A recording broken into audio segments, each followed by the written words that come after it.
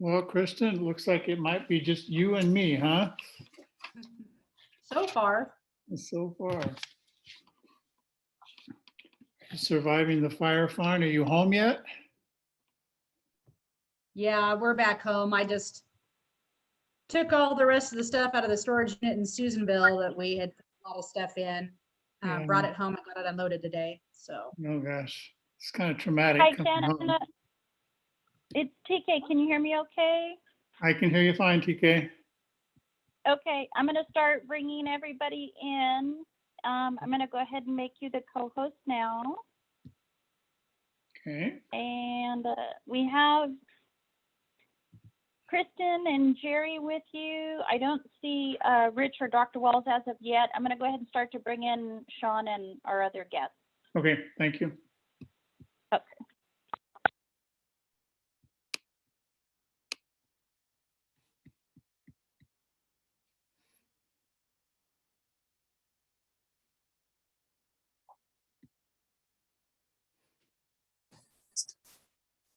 Ken, I'm just checking that my microphone's working. Can you hear me?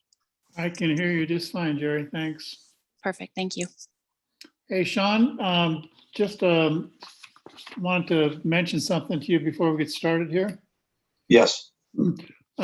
Yesterday, I participated in the 1 o'clock call and I offered up my trailer for use for hauling things back from Chico. I just wanted heard. to base with you on that. On Monday, I won't be here, so I'm not sure when they wanted to pick up the trailer. I can, they're welcome to just come in and hook it up. It's in the side yard. But Jim, it's a tow vehicle. I don't have a tow vehicle for you to use. And this is Jim Koyman. Yeah, Yeah, I was hoping maybe to come by either today or tomorrow, take a look at it, be sure it'll make, is a good fit. And then I can either pick it up then, or I could pick it up Sunday night, whatever you prefer. If I pick it up then I'll park it here at the hospital. okay, probably Sunday night. My daughter's using it, I think, tomorrow. It's a brand new trailer. You guys will be like making the Virgin Joy uses here. So, at any rate, We'll be Sunday nice to would her. probably be better, Jim. I'm not sure if my daughter wants to use it on Saturday. Okay, no problem. Late afternoon, 4 or 5 o'clock, what's best for you? That'll be fine. Okay, I'll figure on that. We'll see you then. Okay, thanks. And can they also have mine as well? There's quite a bit of stuff to come up, so they've got availability for two, but I appreciate you offering yours up. Yeah, no problem at all. All right, let me see, what time do we have here? Not quite.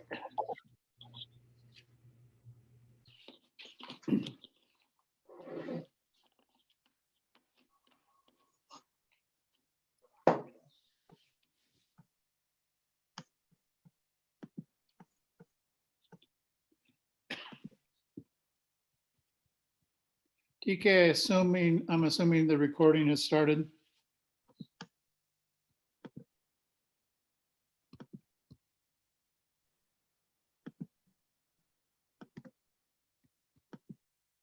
Well, I believe it has. I thought I saw that, but I just wanted to confirm.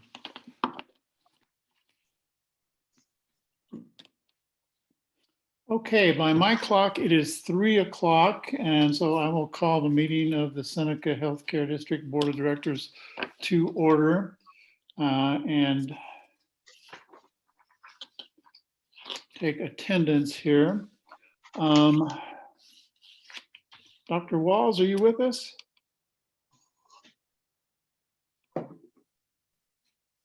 Not seeing Dr. Walls as yet.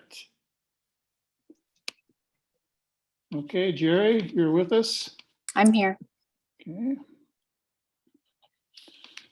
Kristen, you're present? here. Okay, and Rich? Rich, you're on mute. Here. There you go.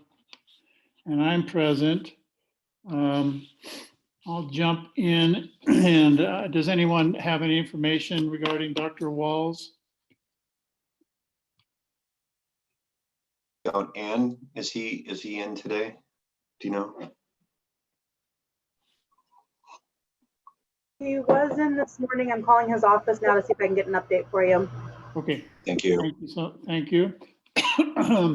I'll just move forward with the Pledge of Allegiance, and then we'll transition to the public comment period. So please join me. I pledge allegiance to the flag to of the the flag United States of of the United America States of and America, to the republic for which it which stands, stands one nation, one under nation, God, under God, indivisible, with indivisible, liberty and liberty justice and for all. justice for all. Okay, thank you.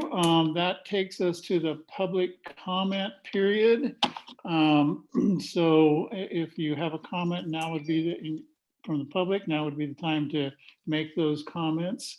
I believe in the Zoom world, you can raise your hand and under the reactions button and to indicate that you have a question or a comment.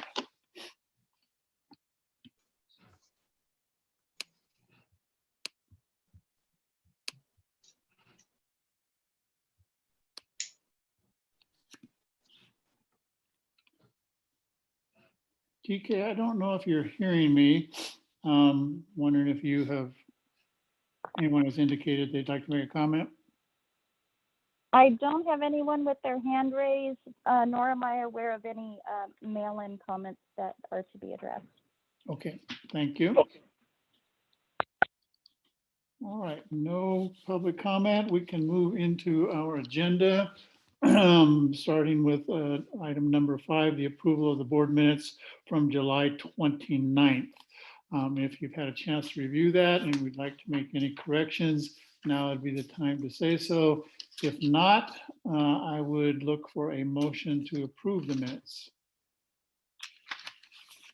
So moved, Ken. This is Jerry. Jerry? I'll Okay. second. Kristen seconds. I'm going to call Dr. Walls. See someone in his office. And Yeah, I'm here. okay, so I will note you as present, Dr. Walls. And we have just had a motion Thank and you. a second to approve the minutes from our July 29th meeting. And I've read them and I certainly agree. Okay. And Rich Aye. and Jerry Aye. and Kristen. Aye. And I will vote aye. All right, thank you. That takes us to item number 6, policies and procedures. We have 2 policies and procedures for the board of directors today. One is board policy 001.001, policy and procedure governing bidding for facility projects, and 002.001, bidding regulations governing purchases of materials, supplies, and equipment, and procurement of professional services. So discussion.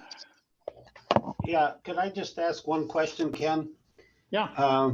On policy 001.001, under procedure, the third bullet down, purpose, the last sentence, 5, the term providers, I don't understand who is a provider and who isn't a provider. Does this refer to just people who provide immediate health care like mid-levels, or is it any provider like the dietitian or something like that?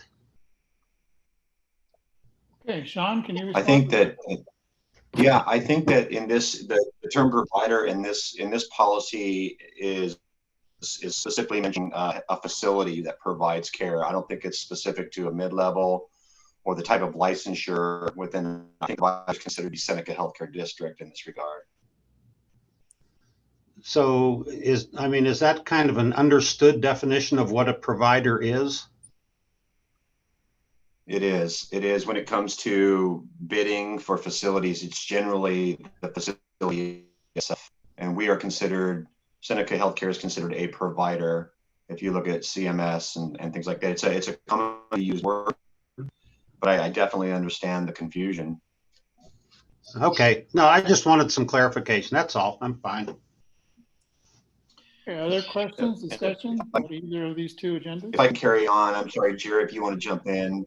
Ken, Jerry, do you want to just take it from here? We have not had a chance to get together on this. It's on my agenda to set time with Jerry about these things, but we, with everything on, we haven't had a chance to get together. Yeah, Jerry, I do was you wanna just going to mention, expand I was on just going to that? mention that, Sean. I think, you know, we had tabled them because we wanted to look at them and then also have legal look at them one last time, I think, right? Before actually bringing them for approval. But I think we can discuss one item on here though, that I think the board needs to weigh in on. So the first policy on page 4 under, I guess, IV, the exception for facility project professional services, we do have a blank on bullet number 3 for what threshold the board wants to have approval for contracts over a certain amount for professional services.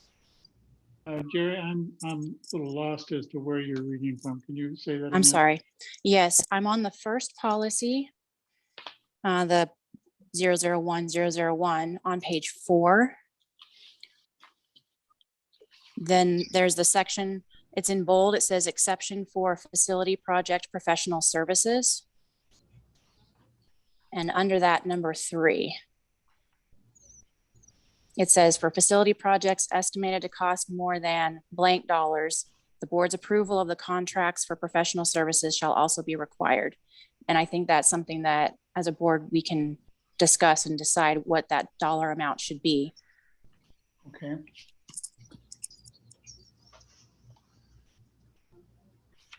Do you have a recommendation, or is this just anyone's thought here? Well, I think, I mean, as a standard, isn't our threshold, it's 25 grand. That's correct? Correct. My suggestion would be to just use that same value, but I don't know what the rest of the board feels. Others? Well, does any of this fall within the any sort of legal guidelines? I don't think we've had legal provide any guidance on a dollar amount there. No, Dr. Walls. Well, it certainly seems to me that if it costs under 25,000, that's not a heck of a lot. I mean, we should be able to make that decision. So unless legal comes back and tells us we So- need a different threshold, you're suggesting that we use the 25,000 to stay consistent with the rest of our procedures. Well, to me, that makes sense. I Yeah. agree. I agree Okay. also.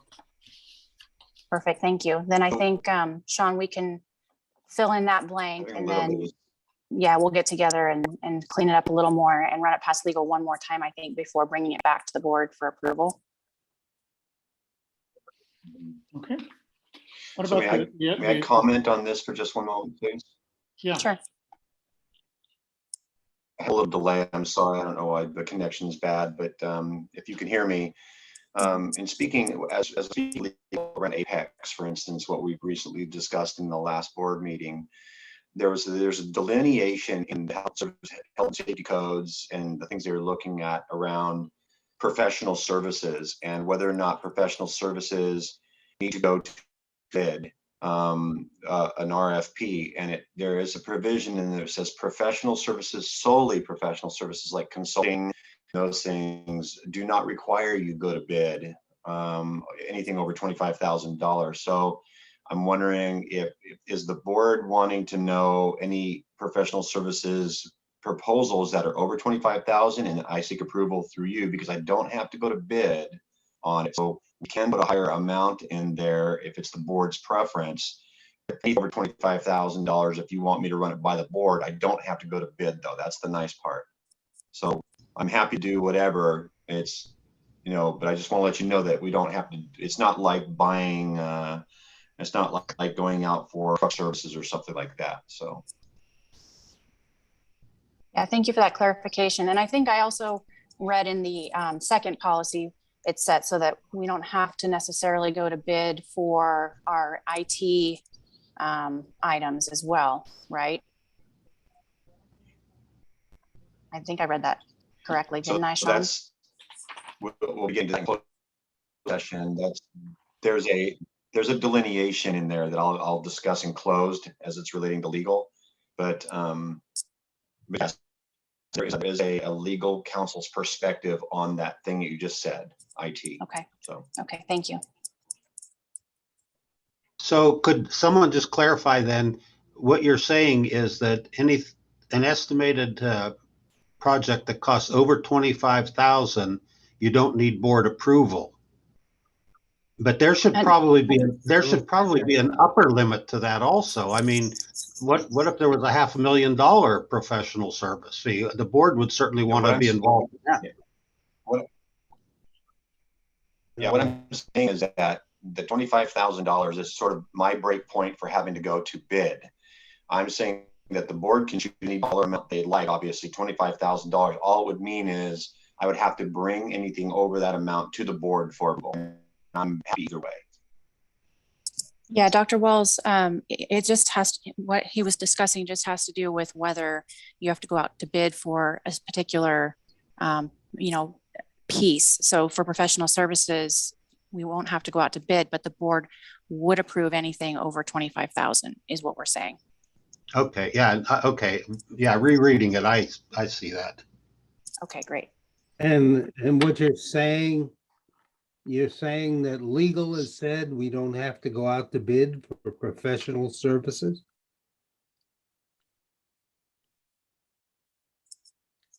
Did we lose Sean? He's on mute. Sean's microphone. I'm sorry, I missed. Yeah, I was on mute. I'm sorry, Rich. What was the question? The question relates to when and when we do not have to go out to bid. Did you say that for professional services, you don't have to go out to bid? No, I don't. The board would be the restriction on spent for professional services. I don't have to go to bid.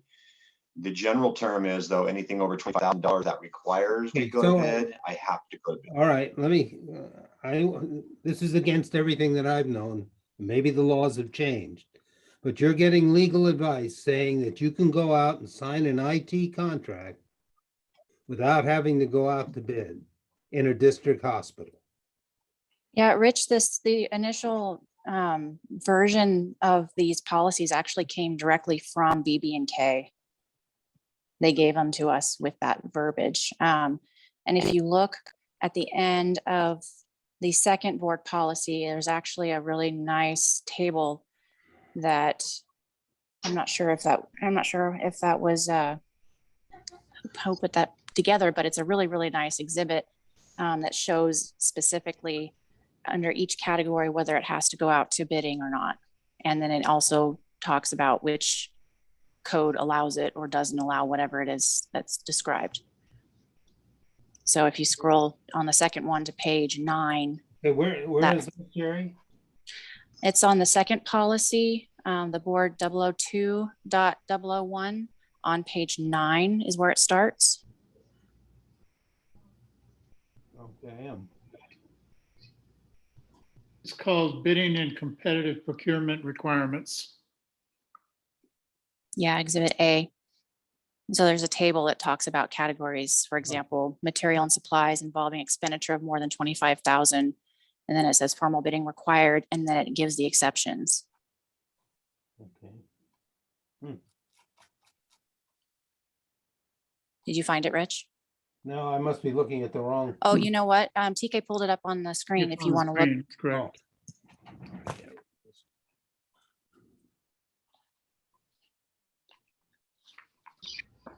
And this is for taxpayer-funded district hospitals. That's what we were given. But again, we are going to run it past them one more time before bringing this back for full approval. And TK, if you can scroll to where it talks about the professional services, I think that's lower down. Thank you.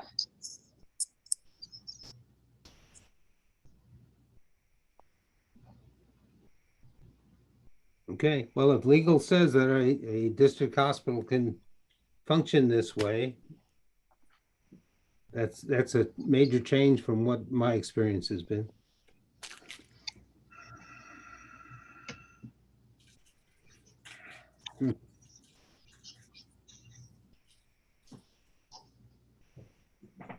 Okay, thank you. Okay, so as I understand it,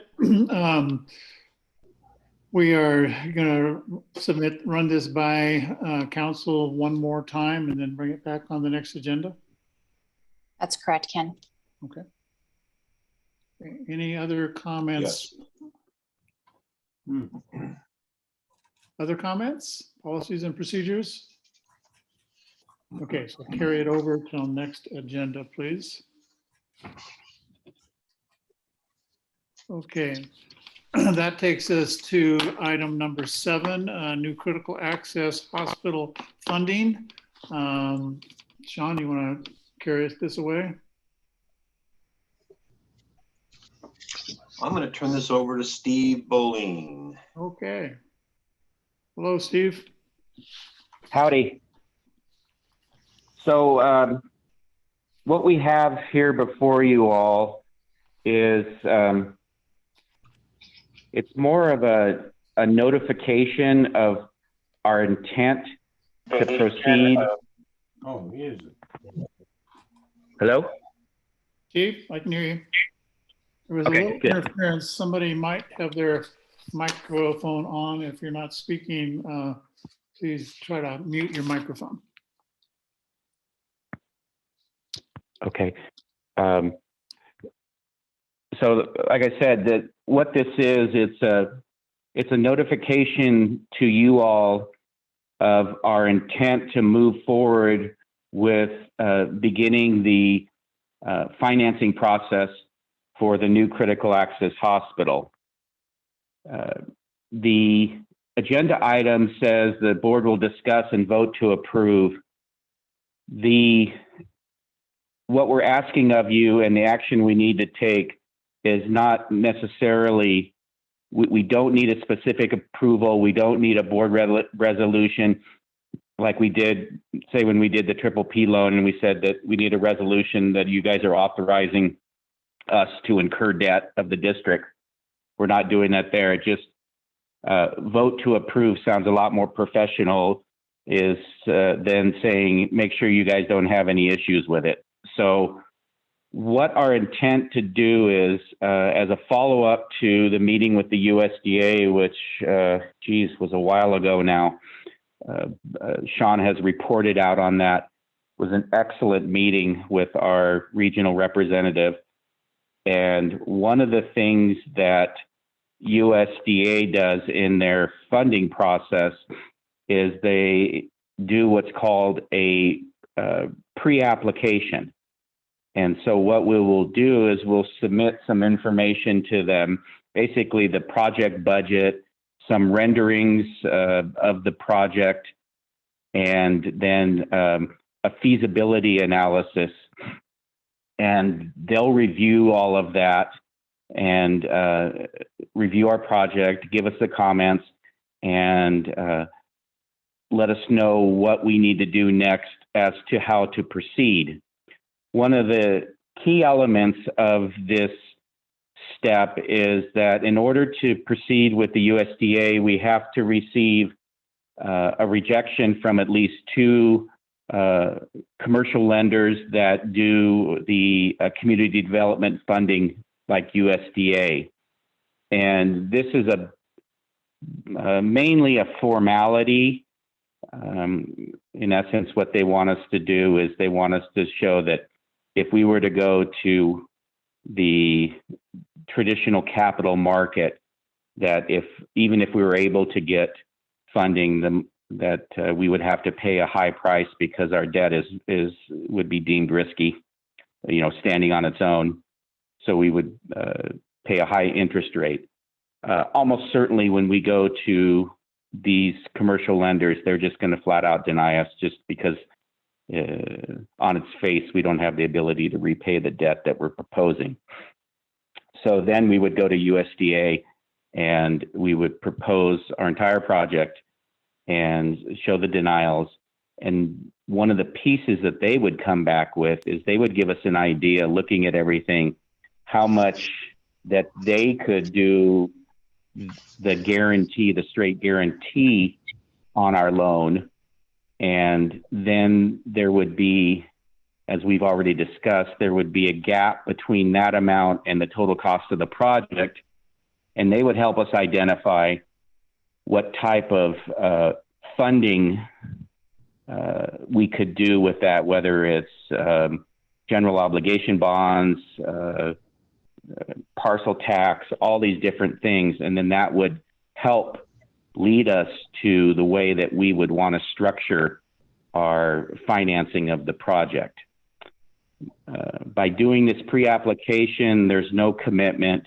Again, what we wanted to do, and when we say we, it's the working group, which includes Rich and Jerry, wanted to take this to the board and just make you all aware of what we're planning to do and what we will do, and open it for any discussion and including any concerns. So Sean, did I miss anything, or Rich or Jerry? Is there something else you guys want to throw in there on that? I think you said No, it we just quite want well. the board to, give us the approval to go forward and be denied. That's what we're asking for. Just to authorize Steve to begin the application process. Well, why would we? Question? Yeah, why would anybody be opposed to this? Well, we'll soon find out if anyone is. I don't think anyone would be. I think we just want to make sure that everyone is aware of what's happening and kind of where the process is. Do you want to vote or what? So I think that's what they're looking for, Dr. Walls, is just an authorization to start this application process. So Well, I vote to support it. okay, well, let's put it in the form of a motion here, I guess. Can I get a motion to approve starting and submitting applications for funding for the new critical access hospital facility? So moved. And who was that first one? I did. That was Rich. That was Rich? Rich, and I'll second it. Okay. Okay, Jerry? How do you vote? Aye. Kristen? Aye. Dr. Walls? Aye. Rich? Aye. And I will vote aye. So we have authorization to be denied. All right, thank you. Thank you, Steve. Okay, and then the item number 8 on our agenda is the board retreat. Continued discussion about the possibility of having a retreat this fall. I'm not sure that this is actually requiring, are you requesting any action being taken here or just discussion? I think we held it over from last meeting Right. to have a discussion that was pre-Dixie Fire. I don't, Yeah, I took a look at the draft agenda that that Sean had put together, and I thought it looked great. I don't know if anyone had anything else they thought they might want to add. I thought it was well done also, but I'm just not quite sure where we're going with that. Sean, do you have given the fire and everything else, where we're at with it right now? Well, I think that what the board was contemplating was a facilitator, whether or not the board wanted to bring a facilitator to bring this retreat and make it really useful. And the second was timing. We are looking at fall, but things have changed a little bit. But I think it's important to get it done in fall. There's lots and lots of things in 2022. So it really is a decision around the board about setting a date and determining whether we want somebody to facilitate or moderate this retreat. Just from my, I would agree we should do it this fall. I am a little concerned about the fire and if we do this outdoors or indoors. what the venue might be, and smoke and all that good stuff. So there's some of that to consider as well. All in favor of having a facilitator. I would like to do it this fall as well. Date might be a little tricky.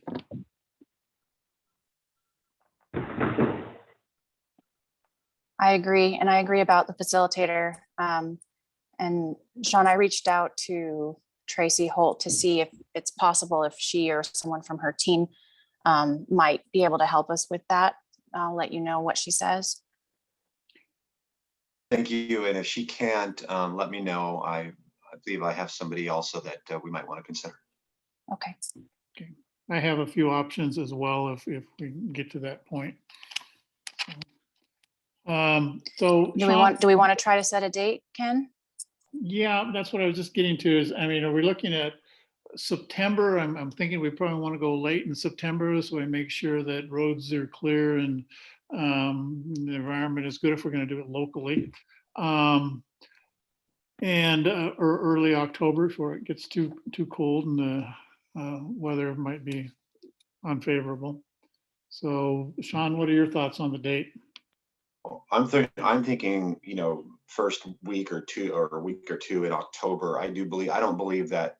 I think we're going to be lingering with a little bit of smoke here, just especially in the morning around that inversion layer for probably another 2 or 3 weeks. Right, I agree. So Sean, I would be, you know, I guess I would encourage that you try to consider where and who the facilitator would be and their availability in those first 2 weeks, and then just get back to us. Okay, I'm going to just so to make a record, Chelsea, I see that you're on. I'm going to have to circle with you around potential venues. So can you please put it on your tickler file to get with me about a potential venue, and then Jerry, I will listen to. I'd like to talk to. I'm sorry, you said it was Tina? Tracy. Tracy, I'm sorry, Tracy, and then we'll go from there. But we'll get some motion on this. We'll get some movement. Great. Okay. So I think the main message is here is everyone, it sounds like, is in favor of the idea of the possibility of having the retreat in the first couple weeks of October. And Sean, I'm assuming we're trying to do this locally. Well, preferably, Yeah. I think we could be effective and keep the cost down. Yeah. Yep, exactly. Maui is out. Maui, yeah, the Maldives, Mhm. right? Yeah, there we go. All right. Well, thank you for that. We'll move on to our information items. So Sean, I guess Steve, HRG. Yeah, hello again. So I really don't want to spend much time on this because all heck broke loose here at the end of July and then, or the end of July and then into August. So we have no idea what August numbers will look like. We lost the ability to access evidence for about 3 weeks. So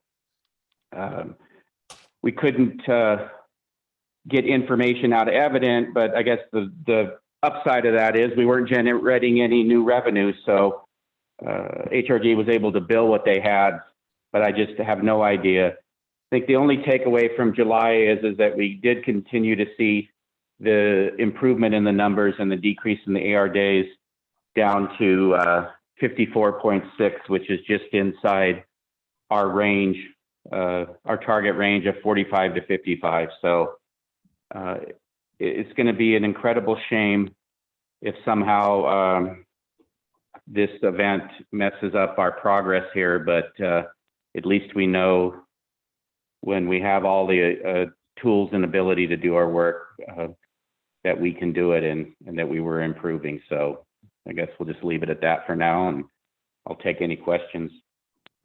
I think you stated that well, Steve. It's such an aberration, so Right?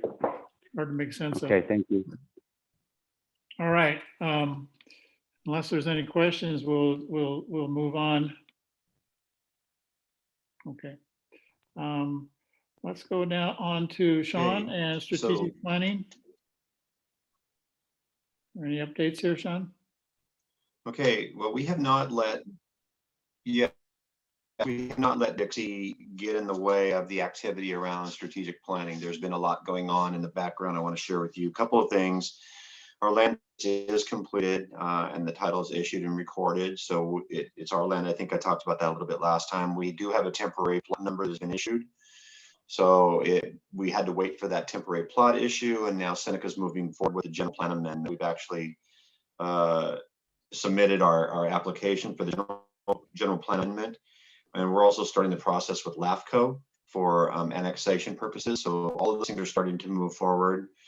We will be getting in discussion with Wildwood for an easement. This was discussed some time ago, and then this thing sort of stalled. But we need to get back in conversation with the management of Wildwood as it relates to the easement we're going to be requesting. It seemed I was in good footing last time. I hope that we haven't slipped in here, but we're going to get going on that. I did mention the zoning and general plan amendment that is in place. The fee has been paid and the application sent in, so we're good to go there. We are still discussing funding options. Obviously, it's mentioned a little bit around the overall project budget. I can tell you that the overall project budget is a little bit, it's a moving target right now because the methodology by which we're going to try to build a facility is still a little up in the air. And what I mean by that is the component piece of this that we've been talking about, where there may be time savings and cost savings associated with that. We're still kind of working through some pieces with OshPod on this. We had a very, very good meeting this week with OshPod to describe what we're thinking, and they weren't against it. They know this is sort of coming. Their ability to, if you will, adopt this methodology and be comfortable with it is to really define our path with the build methodology, and that path will also define the budget. Because I think that there's quite a difference between the two methodologies, whether it's stick built or component built. So we're still working through our budget. Ask Donna, our consultant, to start joining us on the board meetings because I think she has a depth of knowledge here and can answer board questions where I can't. I'm basically just a parrot for her at this point, but I do think that we're getting into the point in the place now where we need to bring our consultant into the board meetings, at least in closed session, so that the board can ask very difficult questions of the construction and the methodology. Is everybody able to hear me okay? Yeah, you have just a slight lag, but you're okay. Okay. The public, I turned off my video because it was just making me crazy. It was jittery. So the public awareness and promotion is going to begin. We received, and I'm going to bring them to the next board meeting because I'm going to prepare them differently, but we have received our second set of digital renderings, including a video kind of that shows the plant and the on the property. It shows the design characteristics of it. I think Jerry and Rich have both seen it. If you haven't, let me know, but we have new renderings, and I think that we're ready for our public awareness and promotional activities. These are actually quite good, and they show extremely well. Jerry, do you have anything to add there? I don't, Sean. I don't think I've actually seen the updated version, but I'll look for it in case I missed it. Okay. And they're large file sizes, so I may have to share them in a different media other than email. Okay. And we'll put that together. Anyway, I think we're ready to launch. I think we're ready to get into our campaign. Chelsea and I have been discussing this a little bit about how we're going to do this. This is going to be the lead up, if you will. This is going to be the runway into launching this into the public for awareness. And I want them to be able to see something that we're designing and get an idea of what it is we're thinking about. So I think we're ready to do that. Are there any questions about the new critical access facility? Just a quick question, Sean. You talked about components, this whole idea of selling OshPod on the component, the modular piece, I guess. Are the renderings going to be compatible with that whole concept? Yes. So yes, absolutely. The design that it's designed in a way that we can either do normally stick built, sticks and bricks, or we can do component build. Okay. It really is irrelevant. The spans and the measurements of the building are fine with component. So yes. Okay, thanks. Good stuff. Other questions?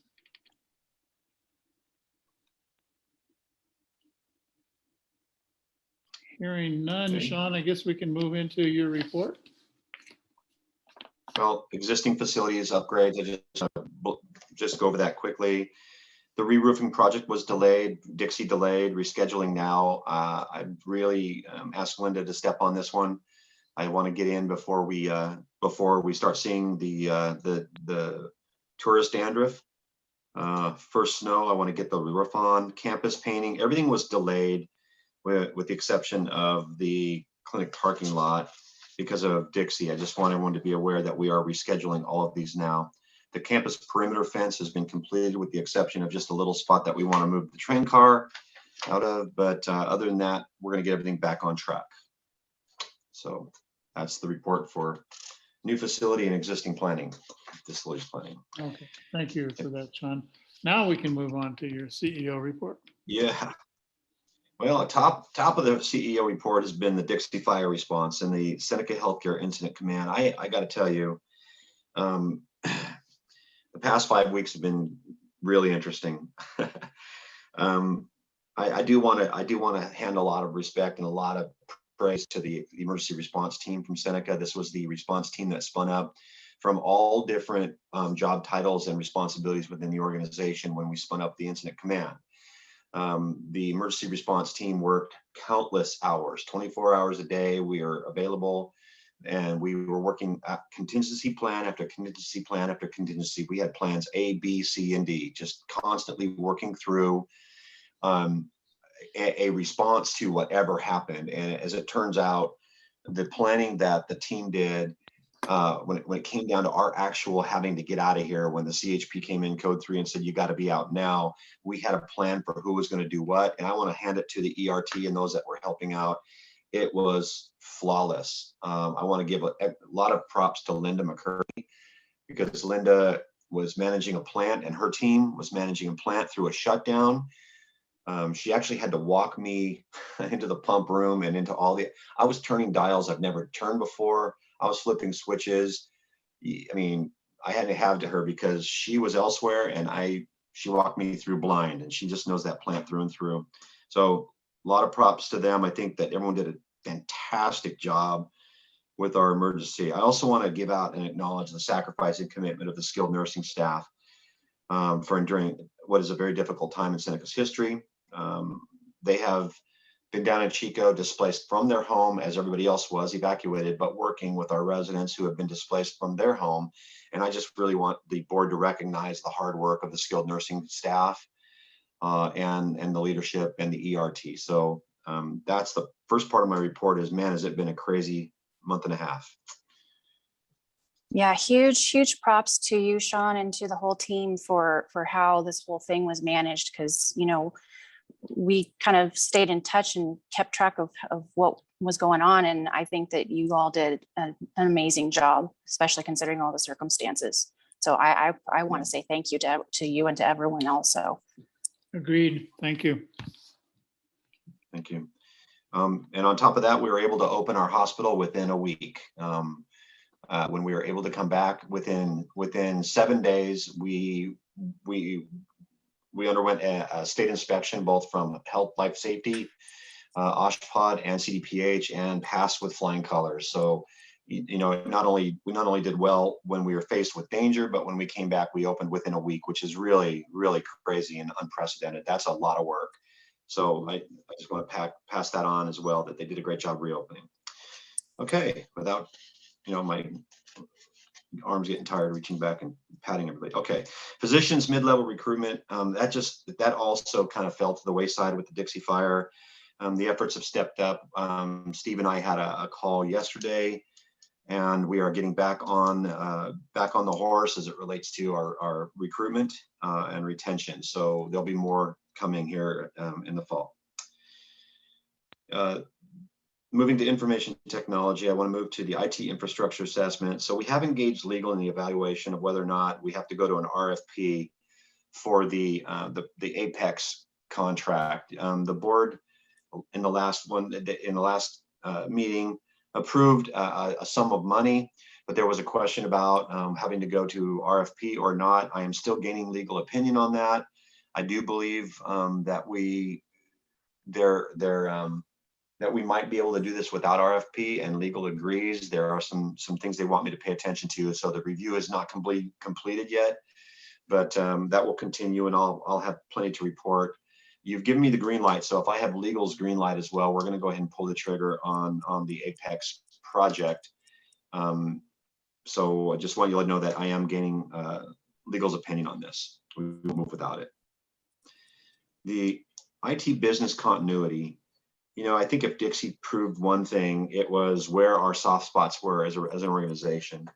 And when I say soft spots, our vulnerabilities from an information technology perspective, it took a couple of weeks to get back in, to get our evident back up. We were using paper charting and having to go back in.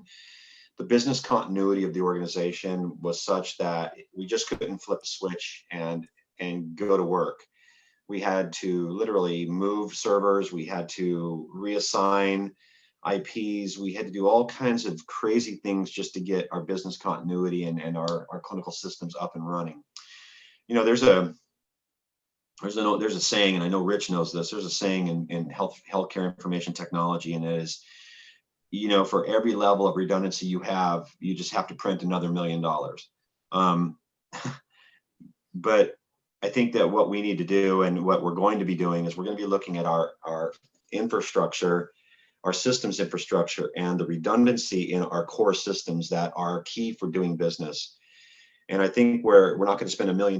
We do need to have a level of redundancy and what we call at least a warm failover environment, meaning that if our environment is down for some reason or troubled from, say, the Dixie Fire, we have the ability to repoint everything at another environment that is what we call warm, which means that actually you have to turn it on and things like that, but it's ready. At least it's full of the same data. The data is flowing over to the secondary environment. And while it may take 30 minutes to an hour to point everything back at that secondary environment, at least it's there and we can continue to work. We have a cold environment right now. In fact, we have an ice cold environment right now where we actually had to take servers from a data center and rebuild them, or basically populate them into an environment that we could work in. So we're going to be looking at that. It really was it was very disruptive to our operations in every way possible. So I just want the board to know that we're taking a look at how we can be a little more prepared for these types of things. Now, Sean, I have a question for you on that. Sure. Well, when it comes, we've been talking about implementing new system across the entire district, and my thought is that would help with this issue. What are your thoughts on that? Yeah. Yes, absolutely. So let's just take the EHR, for instance. With the Cerner IT Works, they build into the system what we call a live environment and what is a secondary backup environment that are physically located in different parts of Kansas City, or different data centers. But part of what we're buying in that subscription is that continuity. So they actually have the systems spun up the way I would expect systems to be spun up. One is our live environment and hot, and the other one can be spun up very quickly. It sits there, it replicates data across both of them, and you just simply have to get it hot and make it your live environment. So that does come with the changeover to, for instance, Cerner. Okay, so then as far as implementing additional business continuity then in our current environment, that would be for our business operations and all of the pieces that are outside of the EHR? Correct. Yep. Okay, thank you. Okay, any questions about that? I think Dixie was a it was a good experience. It taught us a lot.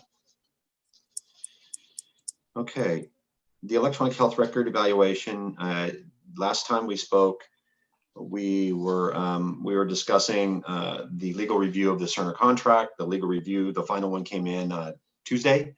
I saw the last markup. It has gone to Cerner for approval, and I just saw an email come across my desk or my phone about an hour ago saying that that looks like we're all good on the contract. So what I want to do is I want to be able, I believe the board said that you wanted to get the contract once it was through legal review, and then we would discuss the approval to move forward. Is that correct? Those are the notes I have from the last meeting. That's as I recall. Okay. So we were just waiting for legal review, and it looks like the legal review on their contract's completed. So I will be bringing probably in the next meeting a resolution to move forward, I guess is what I would need. That seems to be the most appropriate thing to do. I think so. Does anyone disagree? Apparently there was no disagreement. Okay. Okay. Moving on to our area-wide network, Seneca area-wide network. TK continues to work with vendors, and that got put off by Dixie as well, but we're going to continue on that. So moving on to operations. So I have spoken individually with everybody about the California COVID vaccination mandate for healthcare workers. You know, I've worked on this a lot. I've spoken to many people, legal, the union. I've spoken to other CEOs across the state and quite frankly across the country, and we are going to adopt the mandatory vaccination. We do have an option, but it's not a good choice, so we're going to move with the mandate. Staff have been notified that we are going to move forward with the mandate and have been given the ability, a declination, if they would like to, if they prefer to seek a medical exemption or a religious exemption. There are two forms that are going to be going out to them if they want either one. If it's a medical exemption, it is a form that they need to fill out with their physician. If it's a religious exemption, we are now literally on September 7th, we'll be having what we call an interactive accommodation meeting, which is basically there's a sheet that they have to fill out, and it discusses their strongly held beliefs and some things. There's not a lot. There is no precedent here. There is no cookbook to this. There is nothing. Basically, the courts haven't dealt with this over the years. Nobody's really dealt with this as a religious as the religious exemptions come forward.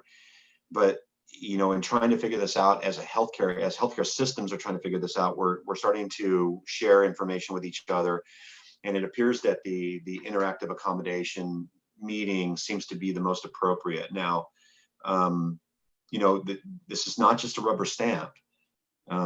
Folks have to be able to articulate with either scripture or the way the church feels their specific rejection or specific issue with the vaccination. So we're going to be going forward on September 7th as we're going to be starting ours. We do have some folks that are going to be going for the religious exemption as well as the medical exemption. In that regard, I want to tell the board that the California Medical Board put out a notification to physicians that they've got to be careful if they are going to do a medical exemption, that they better not falsify it. I mean, it went out to all physicians. I know I talked to Dr. Ware. I didn't get a chance to talk to Dr. Walls, but I did send it out and send it forward saying from the Medical Board of California, just if you're going to provide a medical exemption, don't falsify it, because we could move against your license on that. So they're not messing around here. We're not the government, California state government, and quite frankly, a lot of others, they're not messing around with this one. So there's not a lot of wiggle room. I just want the board to know that. I'm going to stop right there because it's such an important subject, and just take any questions that you might have. Sean, I have a question on this. So the medical exemption and the religious exemption, starting with the medical exemption, is this one's personal physician who makes this decision? Or is it a panel? How is this decision reached? It's a physician of their choice. It can be their primary care. It's they go to their physician and there is a form to fill out, and that's the way it works. It's not going to be a panel. It's just going to be their individual physician. Same question then for the religious exemption. It is going to be a panel. And the greatest piece of conversation with everybody is, okay, who's on the panel? Right. You know, this is, I'm not a rabbi, a priest, or a shaman, personally. So, you know, who's on this? It's literally an interaction to an education and interaction for the staff member that's asking for the exemption to explain in their own words with an interactive audience what their strongly held beliefs are from a religious perspective. So, gosh, I wish there were a better cookbook on this one, Ken. There just isn't. So if you're asking to sit on the panel, I'd love that. But local panel, or that's the next question, local panel, or is this a panel a regional panel, or how does that work? It's going to be local. It's going to be internal. You know, some large healthcare institutions are actually hiring third parties to do this. There's a little cottage industry that's spun up around this, and they've basically, anytime there's an exemption, it goes to corporate. For instance, Adventist Health, where I just came from, their exemptions go into the corporate environment, and the corporate environment determines how this interactive accommodation panel is going to convene and act, and who they are and what they are. We don't have, you know, based upon size, we just don't have that accommodation or that ability. So I think that we need to be very open about what we're hearing and very empathetic and understanding, but not a rubber stamp. This is not, you know, there's a lot of churches that are offering letters, form letters, to a lot of people, but the form letters are being rejected because it's a personally held belief, not a church related belief. So once again, this is completely uncharted territory for healthcare. And frankly, it's pretty unfair that, you know, the legislature made this and gave that exemption and then didn't give us any way to adjudicate it. It's pretty sticky. So Sean, am I hearing you right that we have to spin up our own panel to listen to folks discuss their religious exemption? That is the request? suggestion. The suggestion is that each facility or each organization has this interactive group and panel that can discuss these things. And that's as far as it goes, Jerry. I mean, And we don't even know how big of a group or anything, or what representation from I would say what- no more than 4. And you know, the thing about it is, I would like to have somebody with that is ordained, or a pastor or vicar or something, but they don't represent all denominations, you know, and that's the problem. Is you know, if you look up Google, there's actually only 2 that are recognized as having a true true scripture and true issue with vaccinations at all.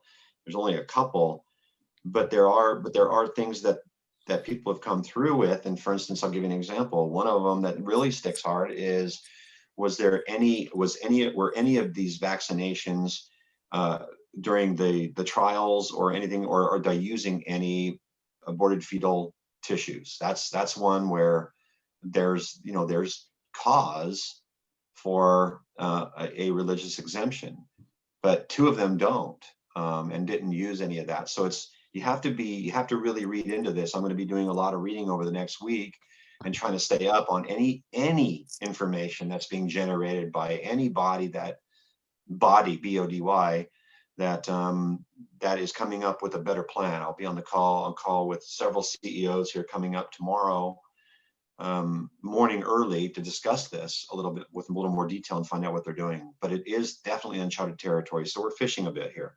Sure seems like a slippery slope for potential vaccinations, are challenging.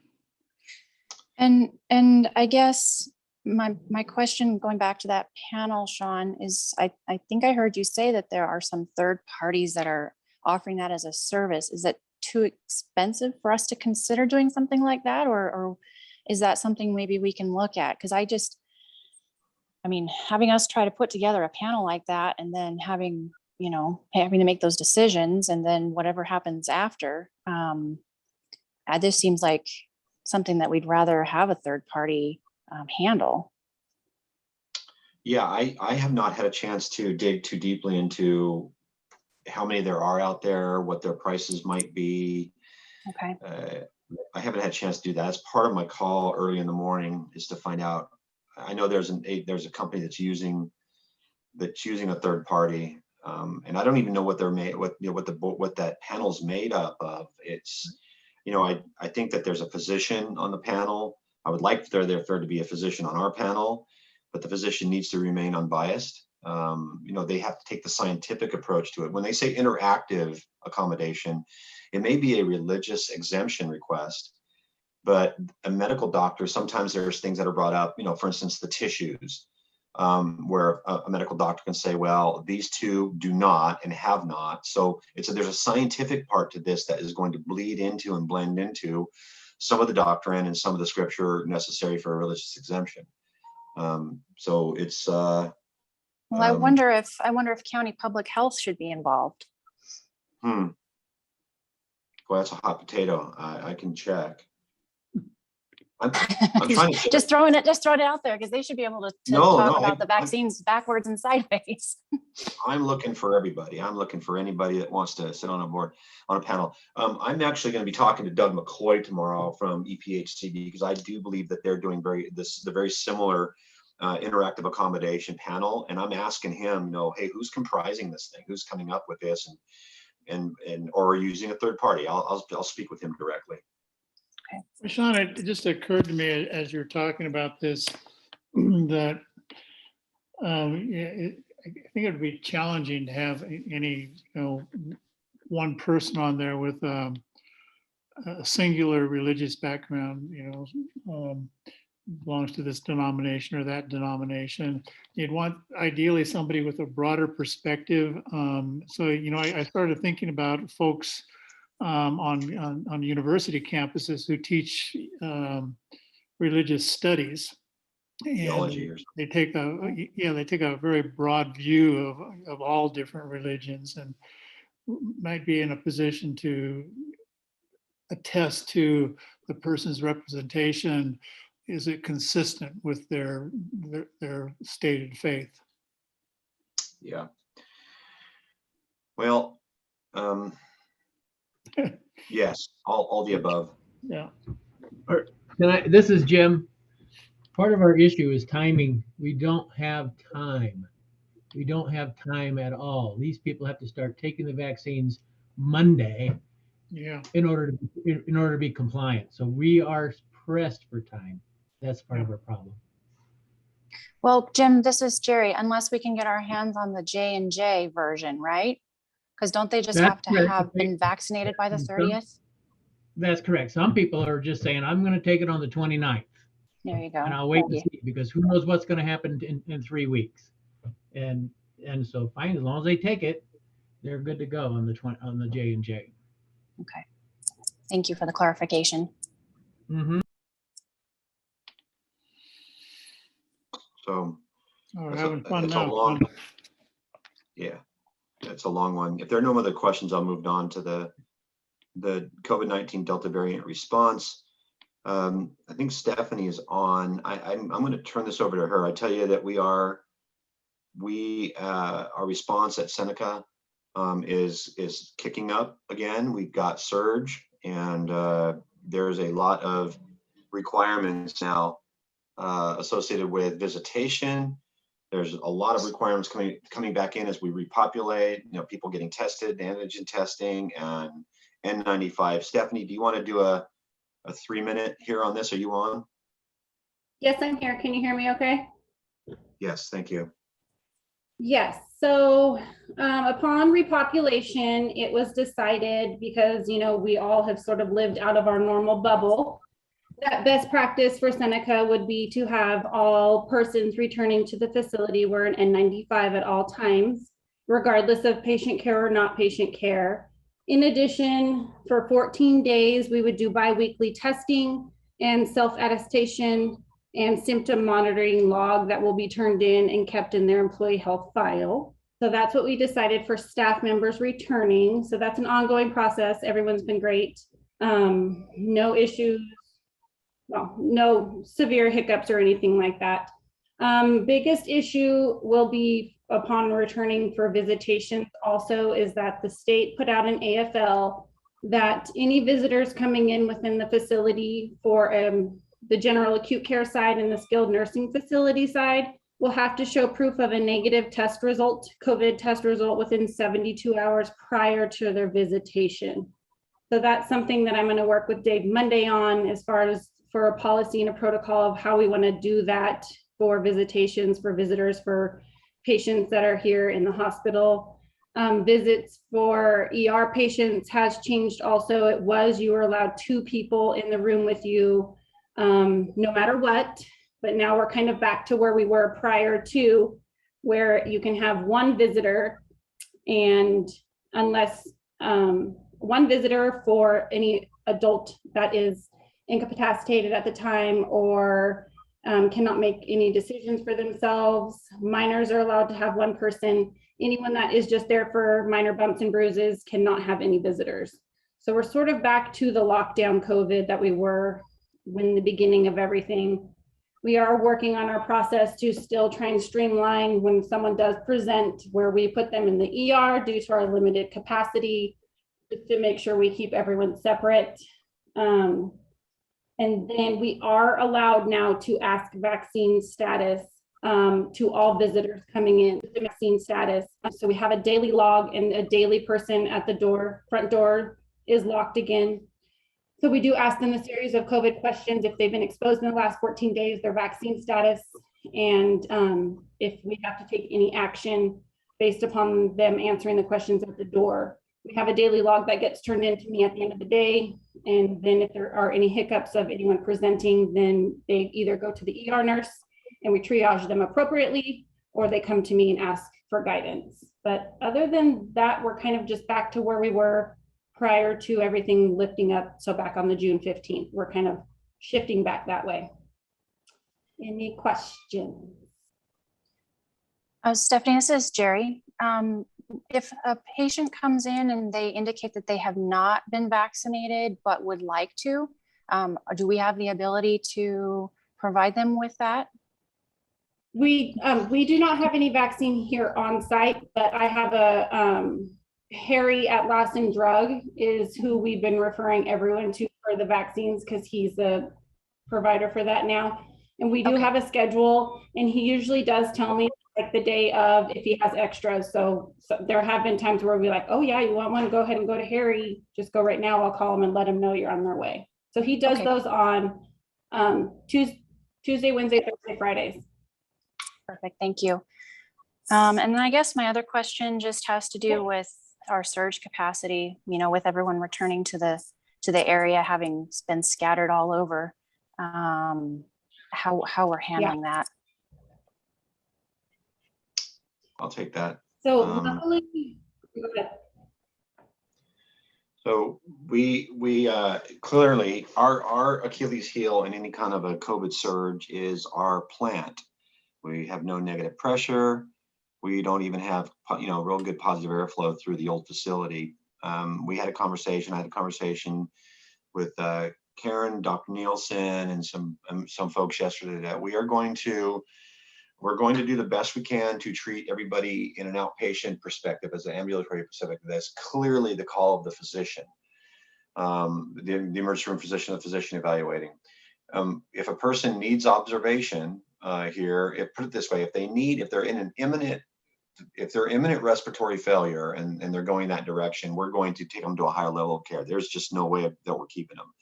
But if they're in an observation status, we are willing to do that We have to balance that against this trying to repopulate our skilled nursing facility in a plant that's just not set up for this. So we are resurrecting the discussion around creating some negative pressure options through our window. I know Linda McCurdy was working on that before. Our windows in the rooms, we are looking at room 6 because of the anteroom, and some other options on how we accept that surge. We're not going to be able to accept a whole bunch, I can tell you that, and not put at risk the skilled nursing. If we do get more than a couple people on the floor that have COVID, strict restrictions, we're going to actually take and expand the skilled nursing where we put beds back in the recreation room in there where we did in the first place and shut the doors. We're going to seal it off. But Jerry, there's just not a lot of good options. Our plant is just not set up in a good way to control, if you will, the spread through what is normal, negative pressure, positive airflow. Stephanie, Yeah, no, I sorry, I didn't mean to interrupt. No, it's okay. Go ahead.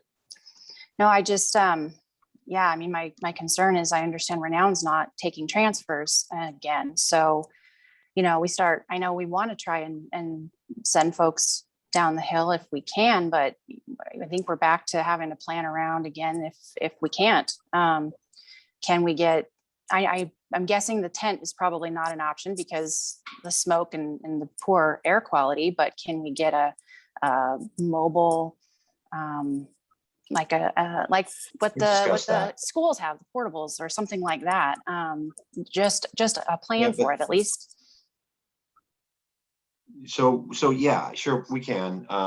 It's how far do you want to go with this? If we have a place that is mobile, a tent, or I've heard fifth wheels, I've heard everything else. It's got to have HEMO. It's got to be able to connect back into our EKG systems, our saturation system. So it's not just a matter of dumping someplace in there and putting a person. To license it, it's going to have full capability of monitoring. And there's a staffing issue. Now, the bad part of this is now we're facing a mandate and we could potentially be dealing with some serious staffing problems as well. So you have to be able to staff it as well as have, the ability to monitor remotely and things like that. All these are all options. And all of these options, by the way, take more time than we would like to spend. You just can't, you're not just going to put a site in there and hook it up. We just don't have that. I don't know if it's the resources or what. We just don't seem to have go ahead. I'm concerned about our skilled nursing folks. When are we planning to repopulate there? Monday. I don't know if anyone else wants to jump in here. So it's Stephanie. I can kind of, okay. So it is a concern with SNF coming back. Yes. Before we closed the doors when we had anyone that was COVID positive on the floor, but because of staffing issues, that became a real challenge for us. But it kind of also boils down to proper usage of PPE and working within the constraints of our facility to keep everybody safe. I know other facilities that do not have negative pressure. They are just asking everyone to be very diligent with their PPE and make sure, you're following your, everything to the T to keep everybody safe. They have shown that wearing proper PPE in your facility and dealing with COVID patients does not, your limit of transmission goes down significantly. So if we do have to repopulate, like say we repopulate on Monday and we have a surge and we have to keep these people here for X, Y, and Z reasons. For the safety of our residents, we would think best practice, we probably would close the doors. And if we had multiple COVID patients on the floor, we just would have to be as diligent as possible because that's the only thing that we can do. It worked in the past, it works in other facilities. It's just a matter of our staff being very compliant with PPE, monitoring hand hygiene very, very well. And it is doable. I know that Enloe does not put all of their COVID people in negative pressure. So it sort of depends on the treatment that the patient is receiving, if it justifies them being in negative pressure or not. So if you're aerosolizing something, obviously you need to be in negative pressure, but if you're handling yourself appropriately with your PPE and the personal, everything that goes along with the patient, then it is a safe environment for them to return back to. And are they Thank you all for that, Stephanie. vaccinated that are in the skilled nursing facility? Yes, ma'am, all of the residents are vaccinated. Thank you for that, Stephanie. Sean, perhaps a question for you. I understand you've asked staff to identify those who are coming back to work and those who may not wish to come back to work. The question really goes to, will there be sufficient staffing? We have any indication that there will be sufficient staffing for the skilled nursing facility by Monday? We are judging that now. Karen might be on. We are trying to query the staff to find out how many are going to completely reject and flex their right to not work in healthcare ever anywhere, which really is what they're facing. It's not just us. This is not just Seneca. This is everybody. So we're actually trying to judge that now. It is possible. It is very possible. It's quite frankly that we cannot staff our skilled nursing facility to the degree with the 16. We may have to bring it down, and depending upon how much staff we have or how much staff we can get, which is near impossible, and it's very expensive, by the way.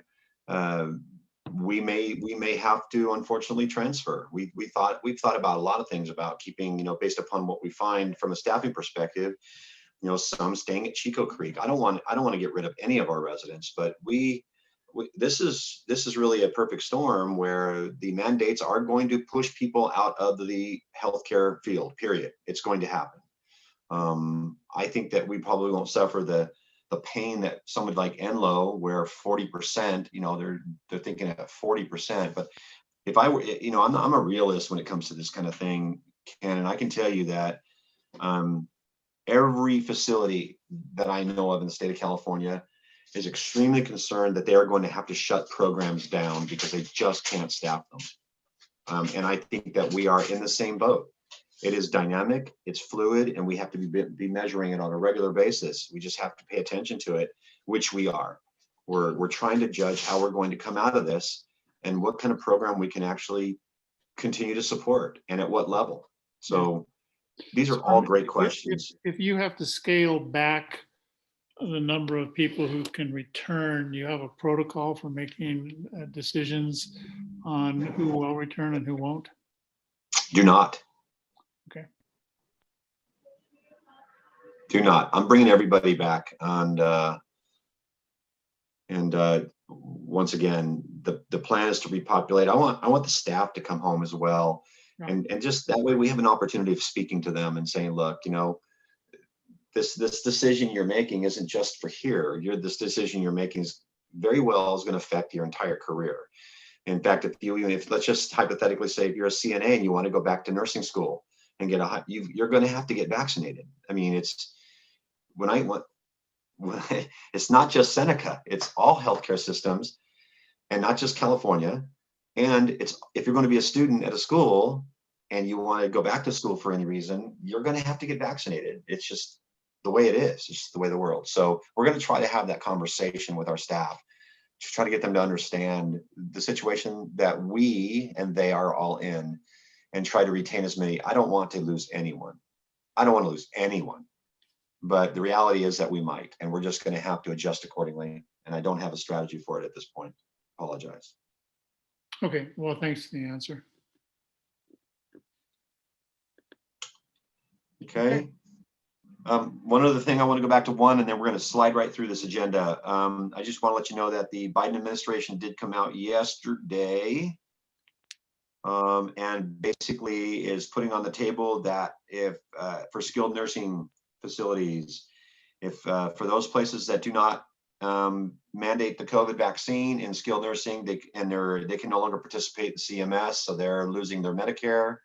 They're going to lose all of their government funding if they don't participate. So not only are we putting you can't work here anymore, but now we're going to take away your money. So this is getting serious, and that was for skilled nursing facilities. So expect that by September. Okay, lots of Okay. good news, huh, Sean? Cool. I'm just full of good stuff today. It's awesome. Good stuff. Good stuff. The other ones will go fast. We're going to try to reestablish our operation cadence. You know, we've reopened. We're going to repopulate. We're going to try to get our cadence back after the Dixie Fire. That's going to take a little bit of time, but we're working toward that. We have made an offer to a new chief nursing officer. She has accepted the offer. We will be in a transitional work plan where she is going to be flowing out of her old position and moving into this position up here with a little bit of a kind of a shared work environment between them. We're excited to bring on Judy Klein. Judy Klein is the nursing director of the trauma, life flight, urgent care, and emergency services for Enloe. So very qualified nurse leader, been a nurse leader for a very long time, and we're very excited to welcome her to the team. So she'll be transitioning over the next month and a half. Great news. Yeah, that is good news. Nice to be able to see someone coming from Enloe as opposed to going to Enloe. Yeah, right. That's when we reverse that trend. Everyone's going to be coming here. House supervisor and medical imaging manager are still open. And okay, marketing and public relations, current projects. Chelsea, are you on? Do you want to go through this? You want me to do it? I can go through it. Sure. Why don't you do it? All right, so post Dixie Fire, we are working on appreciation and recognition for everybody that helped us, you know, whether it was a little bit or a lot of help. We're sending out thank you cards. We're going to do some online recognition and just make sure we recognize those that have helped. We're going to continue to update people on the status. So we did let them know that the HIC has been deactivated. So that has been sent out to the public and that phone line is no longer available. So with any questions, they can call information. We are still coordinating with charities and nonprofits to help facilitate in our community and what our community needs are. And so working on like what things Seneca needs to do for the community right now.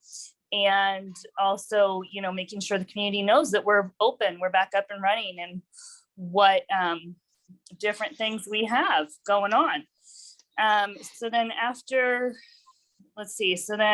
current projects, we also, so we've kind of put on hold the launching of the actual marketing campaign for the new build, just because right now we just went through the Dixie Fire. So we want to give the community some time to get back on their feet before we start marketing everything else with the campaign. We are working on signage for the hospital exterior wise, and that has been put on hold just due to the Dixie Fire, but we have an update next week. We should have some more information on that and get that going. Otherwise, just the ongoing general marketing projects that we've had throughout this year.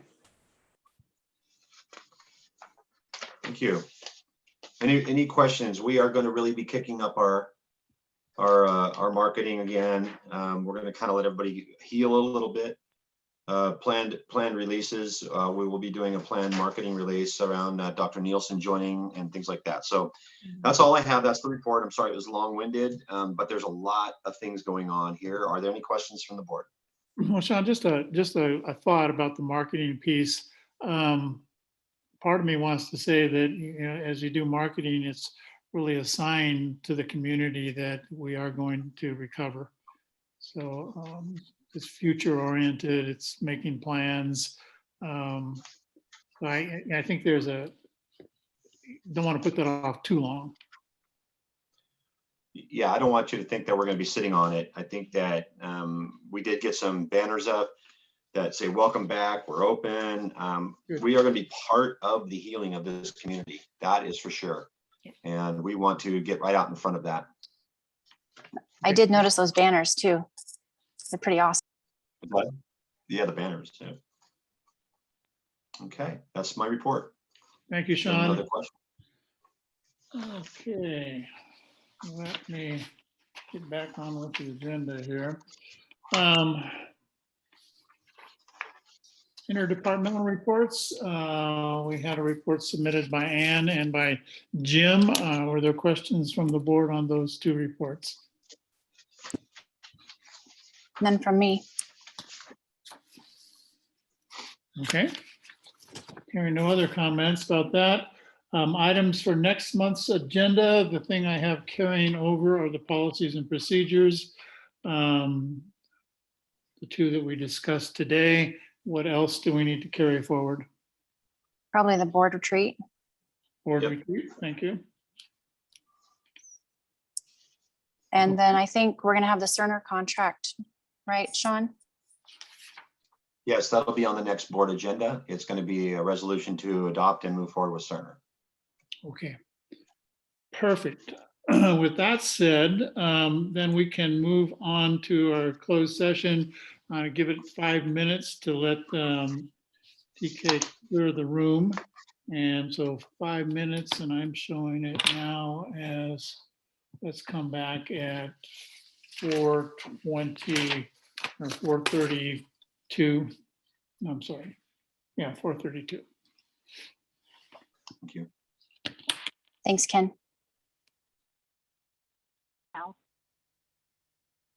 Okay, the closed session has adjourned and we're resuming our open session with item number 15 on the agenda, which is a report on the closed session. No notable reportable actions were taken during the closed session. So that takes us to item number 16. Our next regular meeting is scheduled for September 30th at 3 p.m. Not sure if I guess we're going to wait and see if we're going to be totally Zoom or maybe a little combination of both. So again, September 30th at 3 p.m. Meeting adjourned. Thank you. Thanks all.